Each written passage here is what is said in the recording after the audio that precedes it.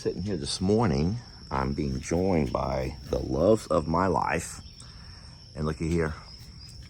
Look at all of the flowers that are blossoming in this magnolia tree here.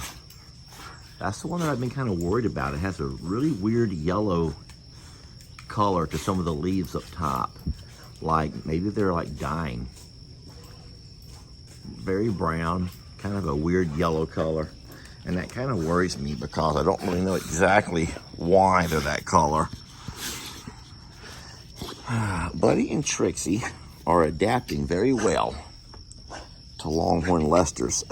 Trixie still has the same bad habits she has back at I'm a Survivor, and Buddy still gets into everything. I mean, he gets into everything. Everything. The sweetest girl we got is right here, Stella. She's the only one that doesn't have any bad habits, except maybe a little bit aggressive when the other animals are around wanting to love. And she's about to probably start showing out right now for them. Christmas just loves her mama. She don't care about me at all. She'll sit here and save her mama's spot, but she doesn't care about me one bit. Buddy just gets into everything. Trash, plants, guys, he has pulled up. Buddy has pulled up so many of Jamie's plants. Her flowers, I feel bad for her. She gets so upset with them. He'll tear into stuff. But, you know, he's a sweet boy. Trixie chases everything. We don't have near the traffic up here as we have at the other property. So it's not, Trixie's getting her ears licked by Stella, which is weird, but hey, whatever.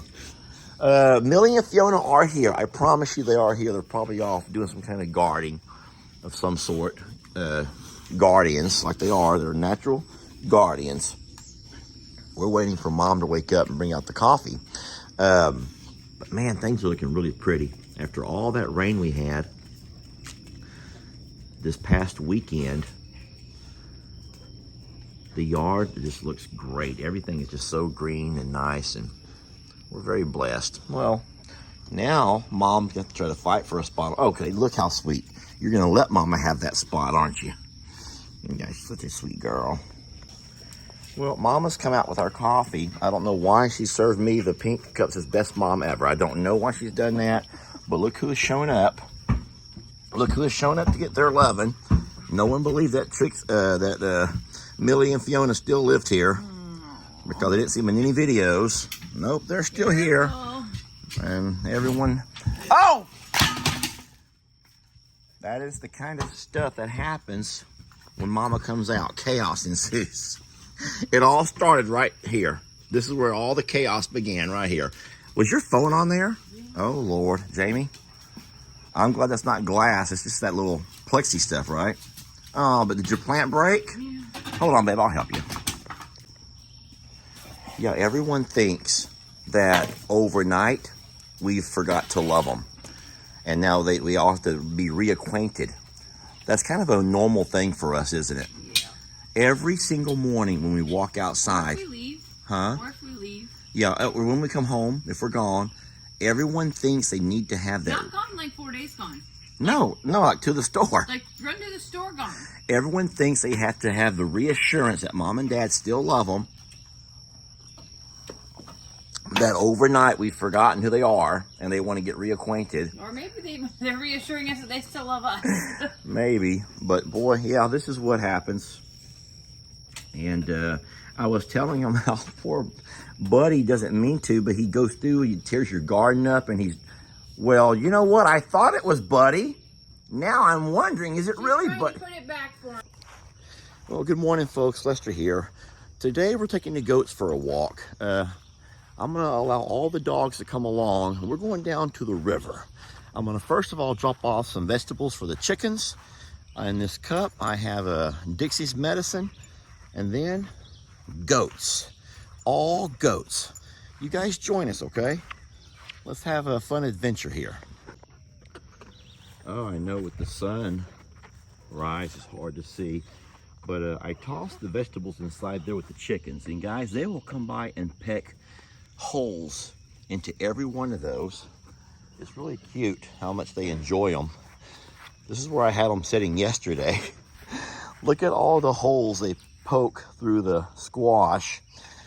And here's the day before that. I move them about 10 or 12 foot every day. They don't like the cucumbers as much. You can see they do poke holes at the cucumbers, but they like the squash a whole lot more. So yeah, I just move this little, they call it the omelet. I move it around the yard. Every day I move it a little bit further, and they just kind of can sit there and they work themselves around the entire yard. Look at Stella. Oh, she wants at them so bad. She wants at them so bad. All right, so now it's time to do Dixie's meds. You put the little pill here, her painkiller, in your hand. And then you put some cereal there with it. So we have our painkiller there mixed with the cereal is the only way she takes it. Make sure she gets it. There it is. And she got it. I always check the ground, make sure it didn't fall, because sometimes she'll drop a few of them. All right, so she's been medicated for the day.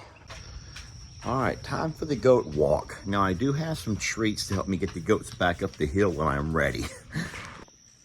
Now we are gonna take the four-wheeler down to the river. I haven't been down in a couple of weeks.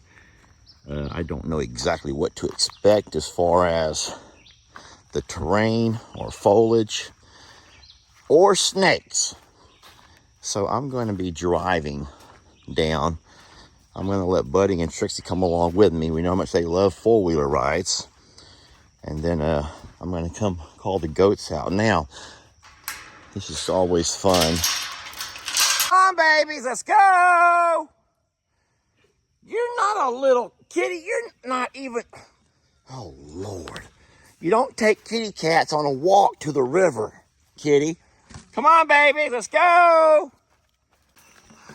I have a little bit of a funny glare. I thought it was a camera dirty. But no, people have kind of... They can give you a hard time about, oh, someone is mad.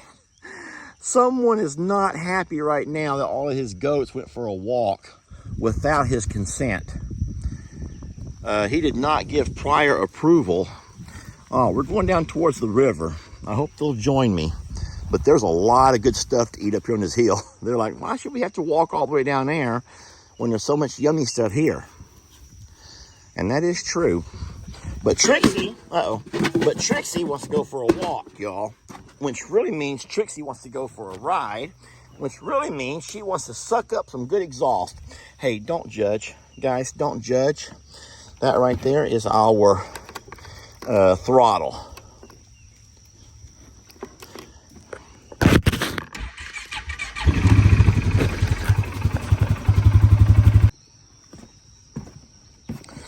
The river's up quite a bit. Now, you all know, I think it was yesterday's video where I showed how much rain we'd gotten over the weekend. Today is my Tuesday. And that means that you will most likely see this video for the first time on Wednesday, the day after. I've been trying to change up my format a little bit, of trying to post things sooner, because no one wants to see week-old news. I've also had to change up the format on YouTube because it was even longer on those. So I'm going to eventually get all caught up. But what I don't want to do is put out more content than you're able to watch, because then it's going to make it to where you have to miss videos and then you get behind. So I'm trying to stay true to what I've always done, one video a day. I'm not really buying into the new concept of posting 5 times a day the way a lot of the other creators do. That what they call that is flooding. They want to flood the channel. They want to flood. They do. They call that flooding. They want to flood their pages with. But whereas they do short videos, we try to continue to remain one long video that Well, you know, kind of a complete story. You don't want to have one chapter of a story. You want to have an entire book in one day. That makes no sense at all to you, does it? It doesn't really matter anyway what I say. There's always going to be somebody who's going to be unhappy with the way you do things. And that brings up that whole thing we talked about recently about it's shocking to me that people would rather have a watered down version of yourself. They would rather have a watered down version of the person they're watching, so as that person comes across as, you know, no one wants to offend anybody. You're always trying to be careful what you say or how you say it, or, you know, who you say it to. You don't want to say too much. So really what ends up happening with a lot of video creators is that they have to water themselves down so much. And I'm just not going to do that, y'all. So I'm not going to do that. There's a huge log floating down the river there. Let me turn the camera back around. Look at that. That's an 8-foot, I don't know if you can see it or not because of the sun. It's right there where there it comes. That reminds me of what it probably looked like in the older days when they used to float trees down the river. Everyone knows that part of history here, where they used the Trinity River as a major transportation method of moving logging. They would have teams go by and cut down timber, use their mules or their oxen to pull those trees to the water's edge, roll them off into the water, and then they employed the Native Americans, the indigenous people, the first Americans, to float those trees down the river to the sawmills. And that was pretty much how the West was won or tamed in this area.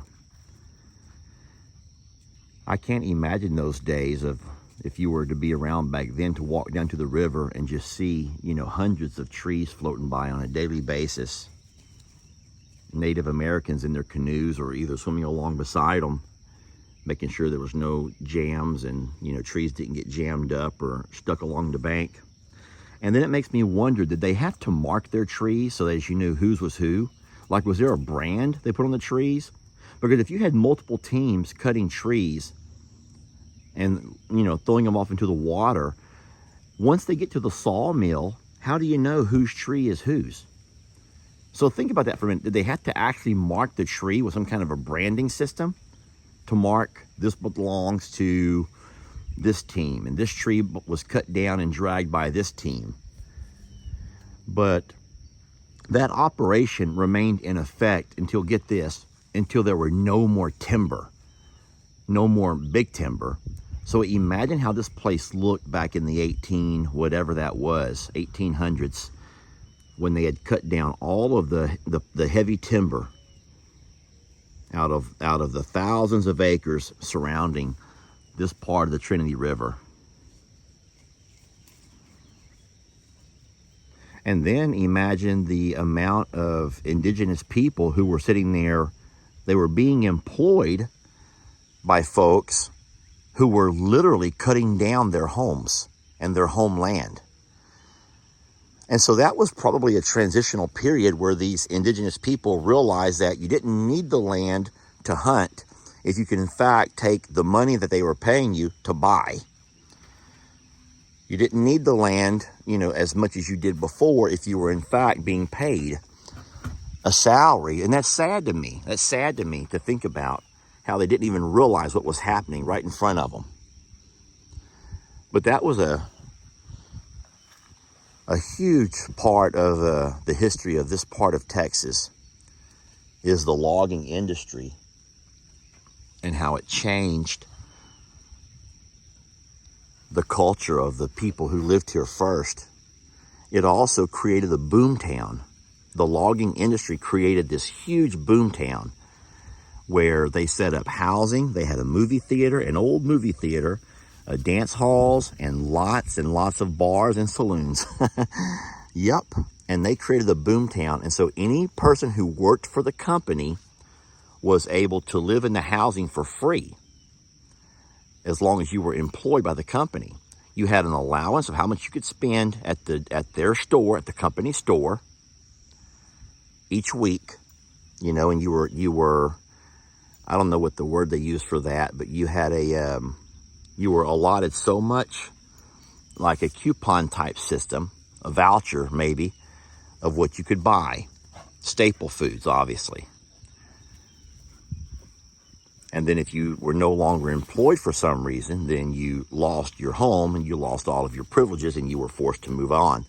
And then that town shut down as soon as the logging company was done. Once there were no more timber to be cut, or it became unfeasible, you were having to cut so far to haul them to the river, then the entire town shut down. And that left the indigenous people, pretty much they'd been converted into modern day. They had been converted from their traditional ways into the modern ways, yet they were left with no forest. And so, can you imagine how hard that was on the older folks who were watching it happen right in front of their eyes?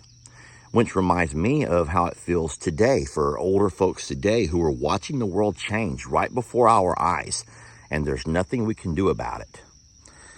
Lawmakers are so torn on trying to appease different segments of the population.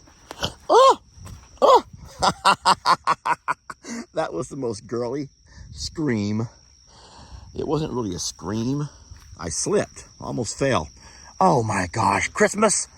What are you doing on that little island, sweetie? This whole thing could cave off. Wow, y'all, look at this. This used to be my road. This used to be my road. I used to could drive over there. Look how fast the erosion can just change your entire landscape. How many of y'all remember the day that me and Mr. Kinney came and put all that wire there hoping to stop the erosion? Oh, that's been a long time ago, huh?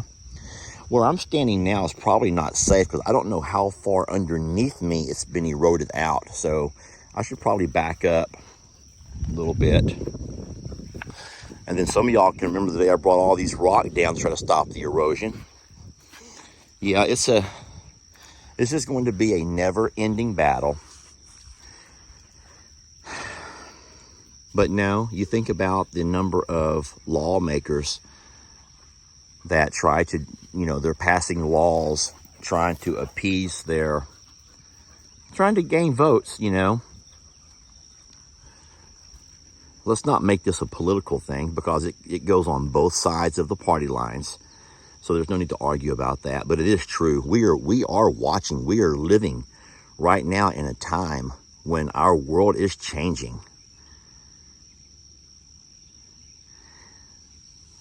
The way it's affected me is I have a really hard time finding good, dependable help.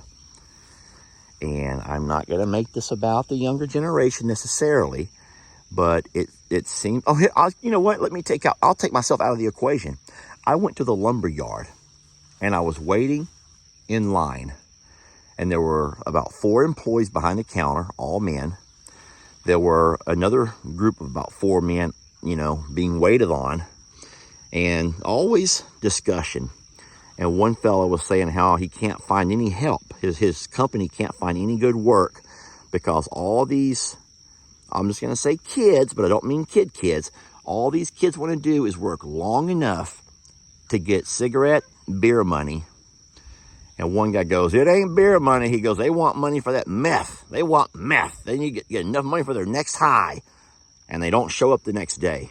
And I thought to myself, that's true, y'all. Listen, I've experienced that firsthand with people that we've employed. Now, y'all know how I am. If there's a reputable company who does a job for us, I will try to build them up, and I will try as hard as I can to help their company prosper. you have no idea how many people we've employed for small jobs who I won't say a word about because they don't deserve the time of day. And then we've had some that have completely shafted us out of thousands of dollars. And man, but I'll tell you what, it's a work ethic. It's a changing system of morals and values. It is living for the day, or in this case, the next high, getting high or drunk, or getting a pack of smokes. That's all you want is your pack of smokes. And you're good. And then you're good. And then the next thing you know, you got that same person reaching out to you a week later saying, hey, you have any work? Anyway, river's beautiful. I don't hear any goats. That was our entire purpose, is to get some goats down here. I don't see them, I don't hear them. So let's go up and see where our goats are at. I am opinionated, and I don't think there's a problem with that. Now, I realize that there's going to be just as many folks who share my opinions as those who don't. And so we don't have to fight and argue. You're always welcome. Oh, there goes my goats. Come on, little goats! They are up on the high ridge. Come on, babies! They're walking along the fence line. They're not coming down the hill. However, there are cats down the hill. So much for my four-wheeler. I was gonna ride the four-wheeler. Now I'm sitting here walking. Look, there's all my goats up there on the hill. Come on, little goats! Lenny, Lord, look at all of them. Come on, littles! They will not come down the hill, dang it. I'm over here by the dogs. Come on, Huck. Bring them down, buddy. I wish that my phone would zoom in further, give y'all better video. But I think that you can make out the little figures of all of our little goats up there, wondering where to go, how to get down here. They didn't follow me when I came down, and now they don't know how to come down. I'm gonna walk over there to them. Come on, buddy. So now Kitty has climbed up. Kitty, come home with me, baby. Won't you come home with me, sweetie?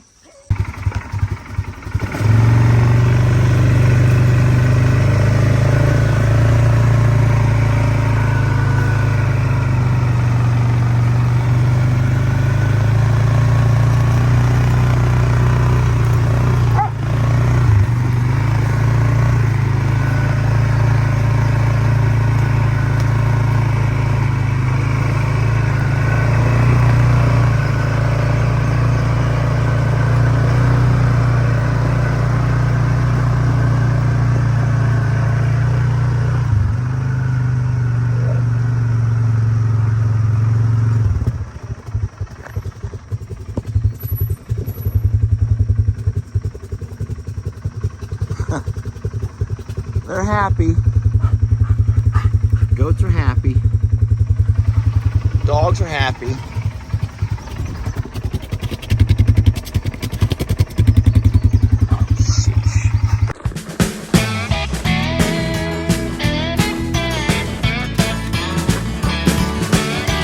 Don't let your troubles fester.